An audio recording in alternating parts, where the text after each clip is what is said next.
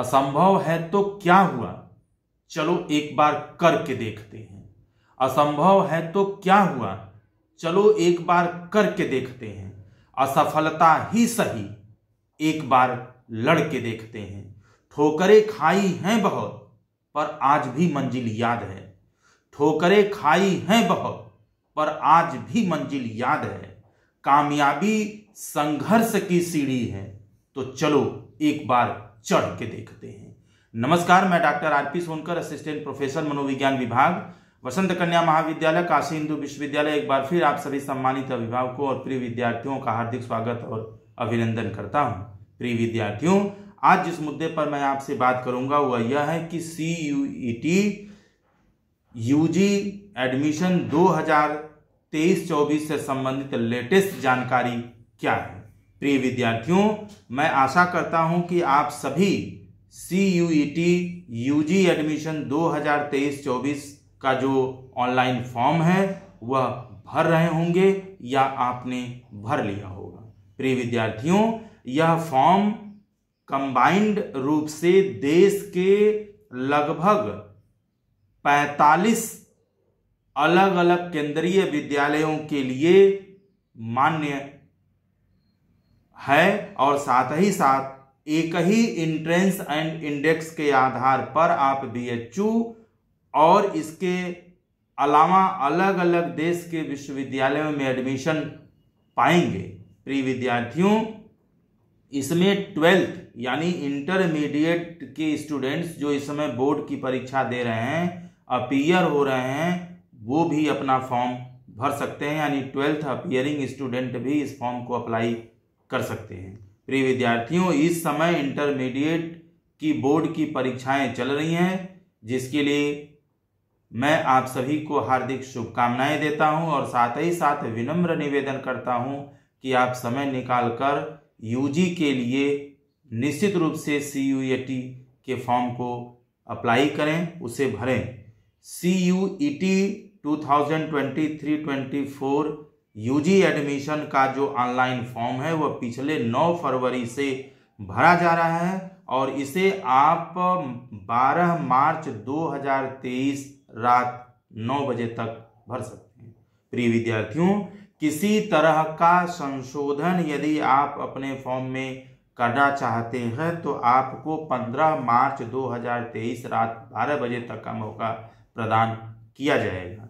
आवेदन जो फीस है, जो निर्धारित आवेदन फीस है, उसे आप ऑनलाइन मोड पर ही जमा करेंगे और इसके जमा करने का जो अंतिम डेट है वह 12 मार्च 2023 रात 12 बजे तक का आपको दिया गया है। यानी आप इस बात को साफ साफ समझ लीजिए कि आप अपने फॉर्म में 15 मार्च 2023 तक किसी भी तरह का संशोधन तभी कर पाएंगे जब अपना फॉर्म आप 12 मार्च 2023 तक भर लेंगे और अपनी ऑनलाइन फीस जमा कर लेंगे।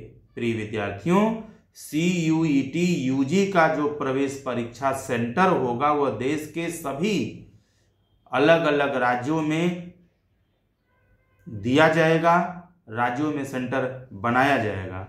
आपके द्वारा दिए गए विकल्पों में से जो आपकी सुविधा अनुसार सबसे ज्यादा सही विकल्प होगा उसे देने की NTA के तरफ से पूरी कोशिश की जाएगी। इसके बावजूद भी आपका सेंटर आपके होम डिस्ट्रिक्ट से बाहर भी जा सकता है, जिसके लिए आपको मेंटली निश्चित रूप से तैयार रहना पड़ेगा। प्रिय विद्यार्थियों, परीक्षा जो सेंटर की जानकारी वह विस्तृत रूप से आपको अप्रैल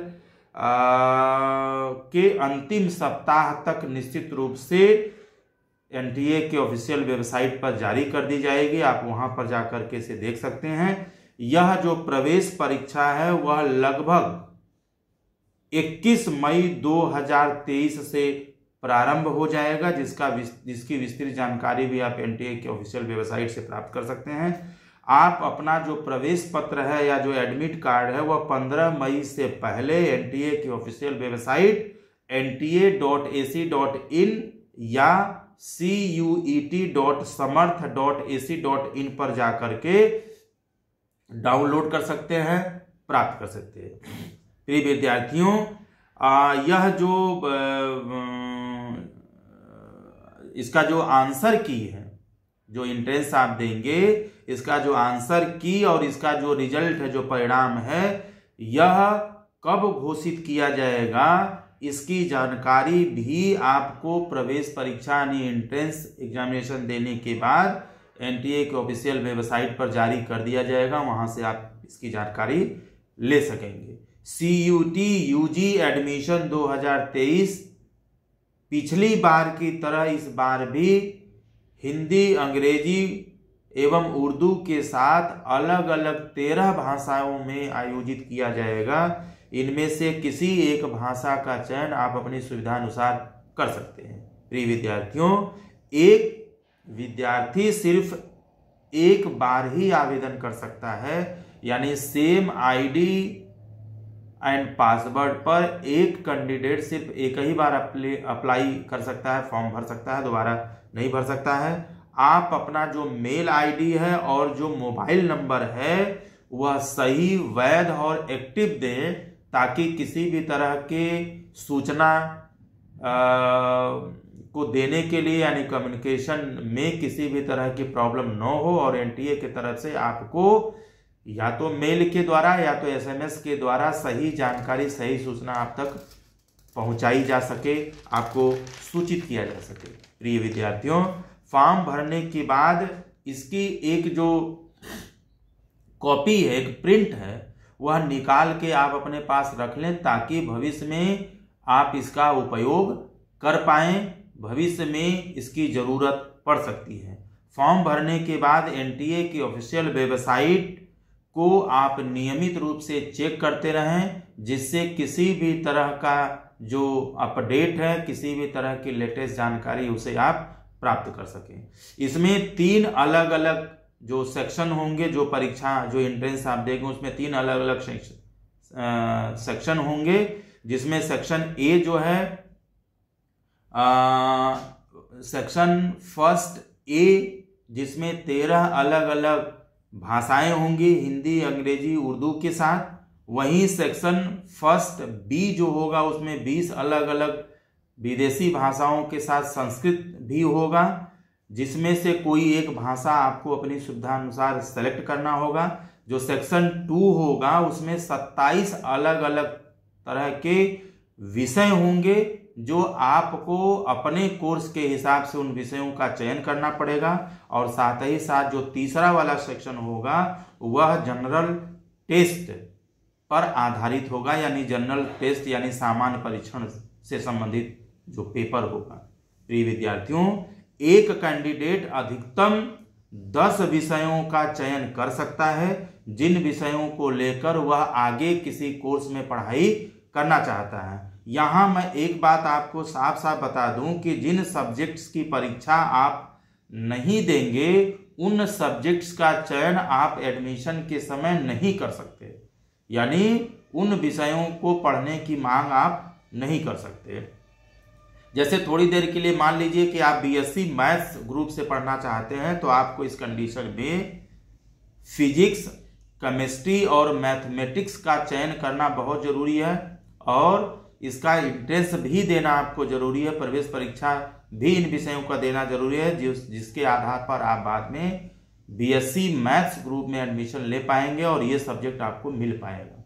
अगर इसमें से कोई एक या एक से अधिक सब्जेक्ट आप छोड़ देते हैं तो आपका बीएससी मैथ्स में एडमिशन होना बहुत ही मुश्किल होगा।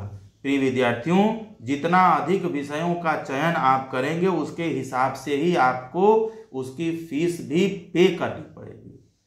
इसके साथ ही साथ आपकी परीक्षा भी उसी हिसाब से ली जाएगी, यानी अलग अलग दिनों पर आप अपनी परीक्षा अपने विषय के हिसाब से देंगे। विद्यार्थियों की संख्या उनके द्वारा लिए गए सब्जेक्ट्स की संख्या और स्टूडेंट्स की संख्या के आधार पर निर्धारित की जाएगी। यानी बच्चों की संख्या यदि अधिक होती है और हर बच्चों ने एक या मतलब ज्यादातर सब्जेक्ट्स को ऑप्ट किया है, निर्धारित सब्जेक्ट से ज्यादा सब्जेक्ट्स को ऑप्ट करते हैं, तो उस कंडीशन में कैंडिडेट्स की भी संख्या अधिक होगी और सिलेक्ट किए गए सब्जेक्ट्स की संख्या भी अधिक होगी, तो जिससे एनटीए को निर्धारित समय में यह परीक्षा खत्म करने के लिए, समाप्त करने के लिए एक दिन में 3 शिफ्ट में एग्जाम लेना जरूरी होगा। इस कंडीशन में वह एक दिन में 3 शिफ्ट में एग्जाम यानी सुबह, दोपहर, शाम 3 पालियों में भी एग्जाम करा सकता है। प्रिय विद्यार्थियों, आपका एंट्रेंस एग्जामिनेशन सीबीटी पैटर्न पर आधारित होगा, यानी कंप्यूटर बेस्ड टेस्ट होगा, जिसमें आपके सेंटर पर कंप्यूटर सिस्टम आपको प्रोवाइड कराया जाएगा, जहां पर निर्धारित समय में ही आपको सभी पेपर को करके सबमिट करना अनिवार्य होगा, जो आप कंप्यूटर पर बैठ के देंगे। प्रिय विद्यार्थियों, अपने कोर्सेज के हिसाब से विषयों का चयन आप निश्चित रूप से करिएगा। जैसे आप BA arts and social science में पढ़ना चाहते हैं तो उसके हिसाब से सब्जेक्ट का चयन करना पड़ेगा। बीएससी करना चाहते हैं, बीकॉम करना चाहते हैं, बीए एलएलबी करना चाहते हैं, बैचलर इन फिजिकल एजुकेशन करना चाहते हैं, बीएफए करना चाहते हैं, या वोकेशनल कोर्सेज में जाना चाहते हैं, या बीटेक इन डिफरेंट जो कोर्सेज है उसमें जाना चाहते हैं, तो जिन अलग अलग कोर्सेज में आप जाना चाहते हैं कि पढ़ाई करना चाहते हैं, उसके हिसाब से उसके लिए जरूरी जो सब्जेक्ट्स हैं उन सब्जेक्ट्स को सेलेक्ट करना और उसमें एंट्रेंस देना बहुत ही जरूरी है। इसी के आधार पर आपका जो एडमिशन है उस पर्टिकुलर कोर्स में किया जाएगा। बीएचयू मेन कैंपस की अगर हम बात करें, बीएचयू मेन कैंपस में यदि आप एडमिशन लेंगे तो वहां पर आपको एफएमसी यानी मेन कैंपस में एफएमसी सेंटर प्लस एमएमबी में जाने का ऑप्शन मिलेगा।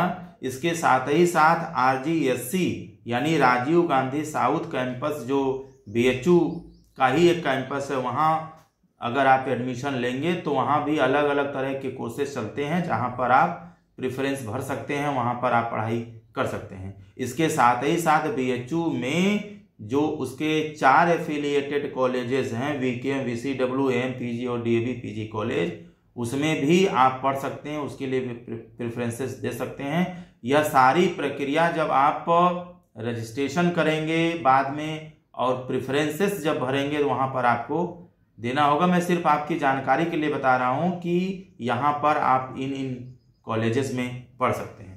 प्रिय विद्यार्थियों, बीएचयू मेन कैंपस की तुलना में एफिलिएटेड कॉलेजेस की जो फीस होती है वह 3 से 4 गुना ज़्यादा होती है। यह भी आपको ध्यान में रखना और इसी के हिसाब से आपको कड़ी से कड़ी मेहनत करनी है और ज़्यादा से ज़्यादा इंडेक्स ले आना है, ताकि आप मेन कैंपस में आप टॉप 10 या टॉप 20 या टॉप 30 के अंदर यदि आप अपना लाते हैं तो आपका एडमिशन बीएचयू मेन कैंपस में और जो भी सब्जेक्ट एलोकेशन या सब्जेक्ट कॉम्बिनेशन आप चाहते हैं वह आपको प्रदान किया जाएगा। प्रिय विद्यार्थियों, पेड सीट में यदि आपका एडमिशन बीएचयू मेन कैंपस या एफिलिएटेड या आरजीएससी कहीं भी होता, वहां पर पेड सीट का जो फीस है वह रेगुलर के अलावा लिया जाता है, यानी पेड फीस प्लस रेगुलर की फीस जोड़ करके लिया जाता है। इसलिए भी आपको कोशिश करना है कि आप अच्छे से अच्छे इंडेक्स लाएं और आपका एडमिशन फ्रेश में हो, ताकि किसी भी तरह के एक्स्ट्रा फीस देने की जरूरत न हो।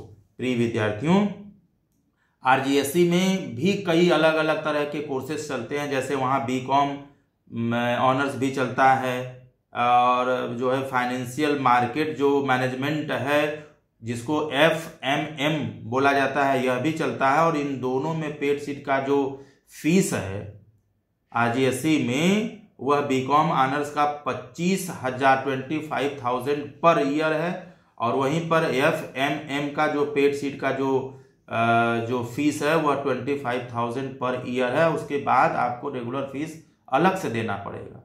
वहीं अगर हम बीएससी एजी की बात करें तो यहाँ पर जो फीस है वह 30,000 प्लस रेगुलर फीस पर सेमेस्टर है।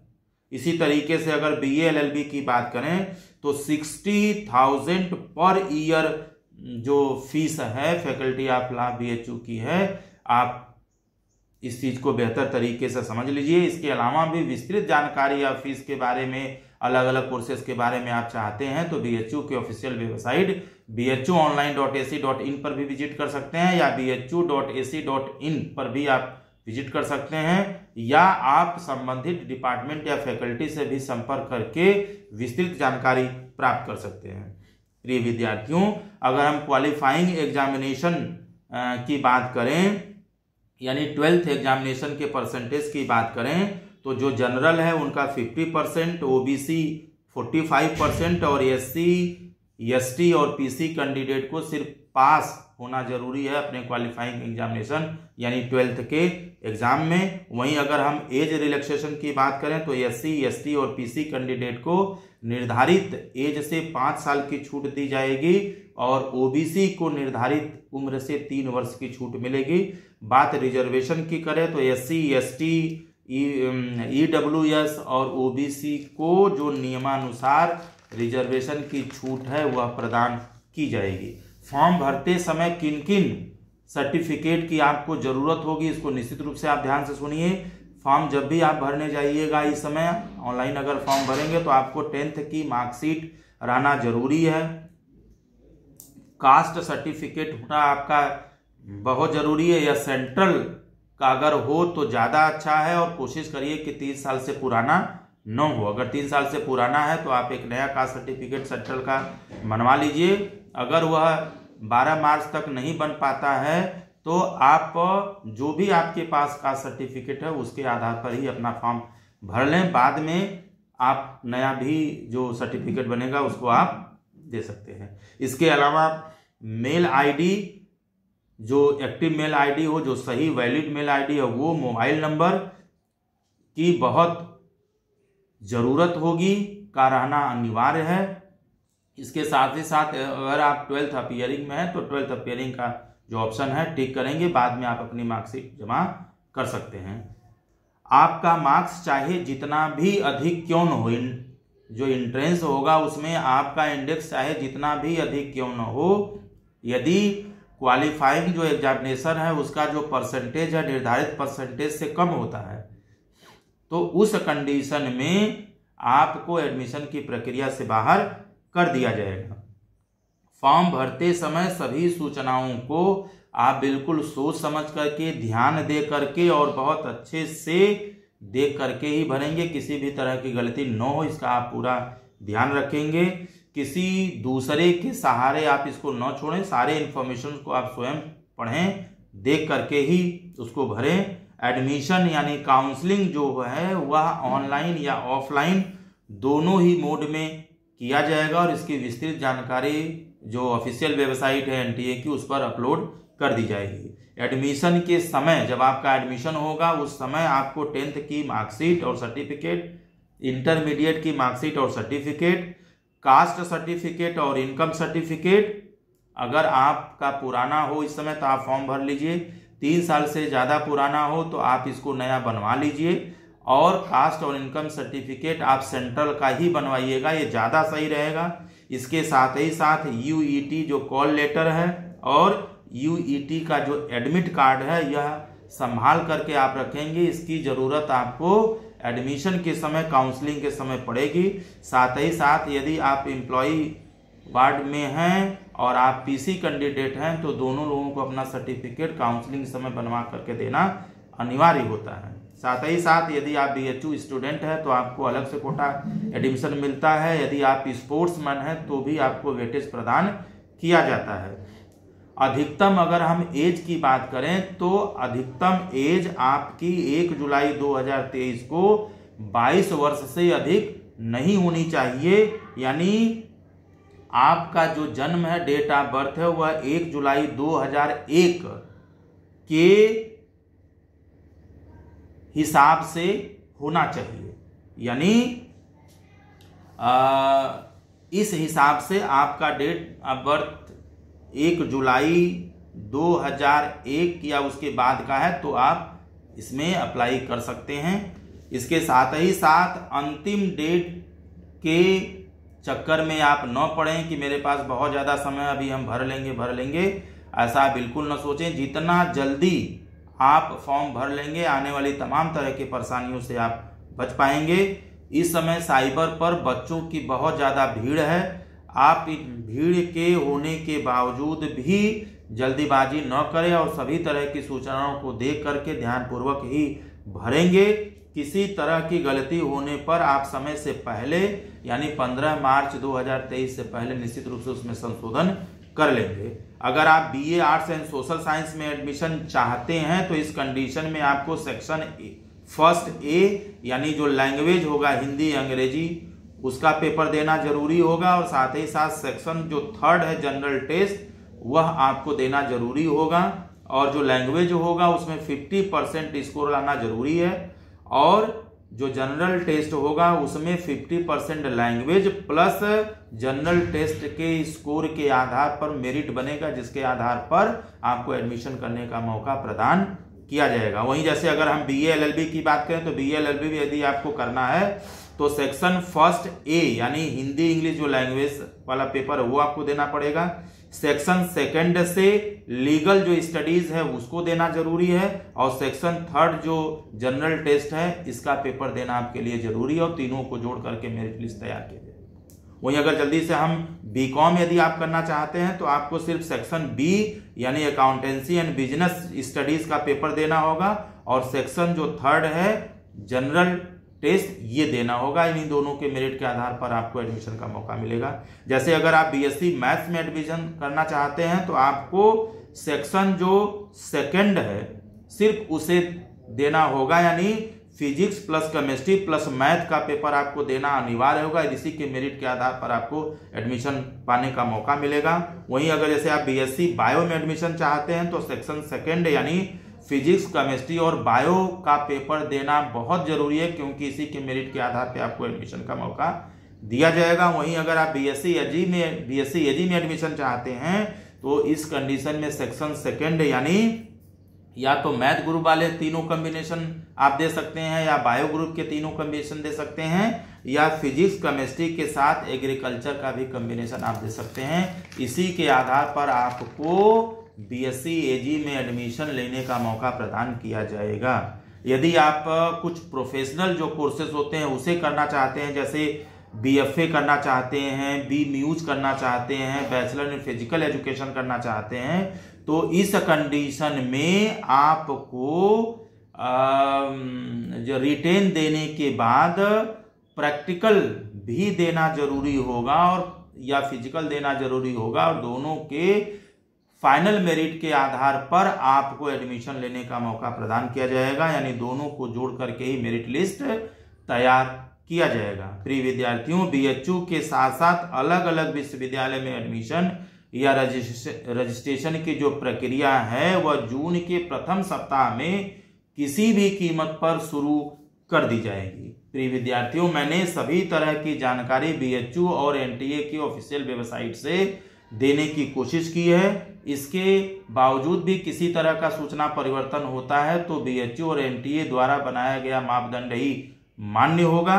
आप किसी भी तरह की विस्तृत जानकारी चाहते हैं तो एनटीए या बीएचयू के ऑफिशियल वेबसाइट पर विजिट कर सकते हैं, आप वहां से जानकारी प्राप्त कर सकते हैं। इसके अलावा किसी भी तरह की कोई सवाल हो, कोई जानकारी यदि आप चाहते हैं तो निश्चित रूप से कमेंट बॉक्स में लिखें, मैं आपके सभी सवालों का जवाब देने की पूरी कोशिश करूंगा। जैसे ही कोई नया अपडेट आता है मैं निश्चित रूप से आपके साथ हमेशा की तरह से साझा करता रहूंगा।